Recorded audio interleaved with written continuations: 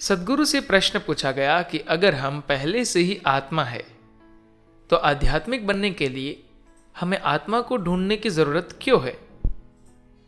सद्गुरु मान्यता और अनुभव के फर्क के बारे में बता रहे हैं। प्रश्न।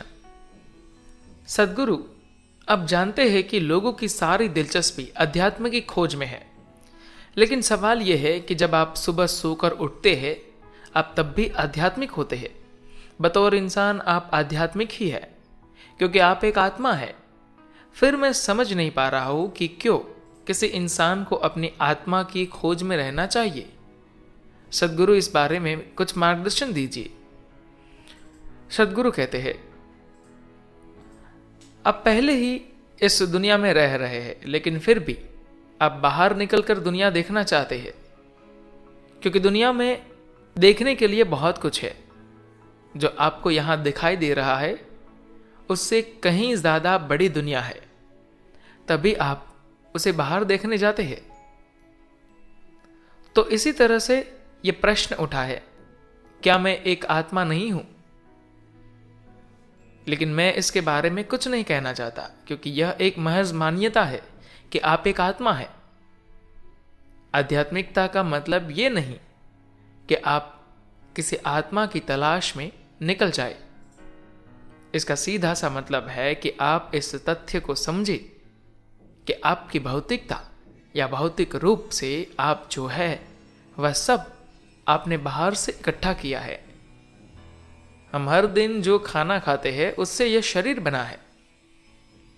तो आपकी भौतिकता एक तरह का संग्रह है।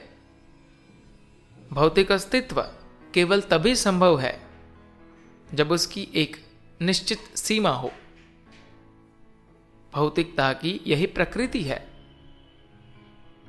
बिना एक निश्चित बाउंड्री को भौतिकता होगी ही नहीं।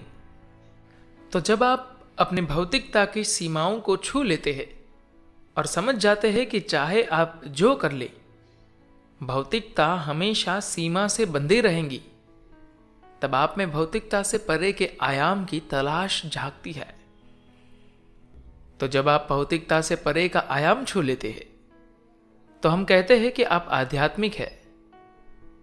आध्यात्मिकता का यह मतलब नहीं कि अंडे के आकार में कोई आत्मा कहीं तैर रही है जिसे आपने देखा है और आपका उससे साथ परिचय करा दिया गया है। यह सब कैलेंडर में आर्ट के तौर पर दिखाने के लिए तो ठीक है, लेकिन अगर आप वाकई विकास करना चाहते हैं तो भौतिकता की सीमाओं से आगे निकलना ही आध्यात्मिकता है। सुबह उठकर अगर आप कहते हैं मैं तो पहले ही आत्मा हूं, तो यह आध्यात्मिकता नहीं कहलाएगी। अगर आप सुबह उठते हैं तो इसका मतलब है कि आप एक शरीर है, आप एक मन है। इसका मतलब यह नहीं है कि आप एक आत्मा है। अगर आप आत्मा होते तो न तो आपको सोने की जरूरत होती और न ही जागने की। दुनिया में जीवन का आपका अनुभव एक शरीर के तौर पर, एक मन के तौर पर व भावनाओं के तौर पर होता है, न कि आत्मा के तौर पर। हो सकता है कि जब आप आंख बंद कर शांत भाव से एक जगह बैठे तो आप इस चीज को समझ पाए कि यह शरीर मैंने यहां इकट्ठा किया है, यह मन मैंने इकट्ठा किया है। जीवन तो इनसे कहीं ज्यादा है, लेकिन वह भी एक अनुभव नहीं होगा, बस एक नतीजा होगा जो आप निकाल सकते हैं। आध्यात्मिक प्रक्रिया मतलब है कि आप इसे अनुभव के स्तर पर महसूस करना चाहते हैं। यही इस संस्कृति की खूबसूरती है। यहां जब कोई सवाल करता है तो यह नहीं देखा जाता कि वेदों ने इस पर क्या कहा। इससे कोई फर्क नहीं पड़ता कि कृष्ण ने क्या कहा, राम ने क्या कहा या किसी और ने क्या कहा।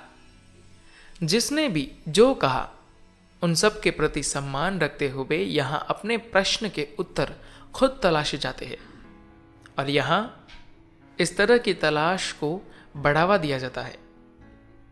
जैसे ही आप ये कहते हैं कि आप एक आध्यात्मिक इंसान है, आपको एक जिज्ञासु मान लिया जाता है। कोई व्यक्ति तभी जिज्ञासु बनता है जब वह यह बात महसूस कर लेता है कि वह नहीं जानता। अगर आपको लगता है कि आप जानते हैं तो आप जिज्ञासु नहीं बन सकते। मैं एक आत्मा हूं, यह एक मान्यता है और इस मान्यता का आधार है समाज में मौजूद साहित्य। अब यह मान्यता सही है या गलत, यह आप तब तक नहीं जान सकते जब तक आप खुद इसका अनुभव न कर ले। आप इस विचार का सम्मान कर सकते हैं क्योंकि यह सोच बहुत पुरानी है। आप इसका सम्मान इसलिए भी करते हैं क्योंकि आप उन लोगों का सम्मान करते हैं जिन्होंने ये बातें कही है। आप अपने पिता का सम्मान करते हैं, फिर भी आप उनके कहे को अपने विवेक के आधार पर परखते हैं, है ना? धन्यवाद।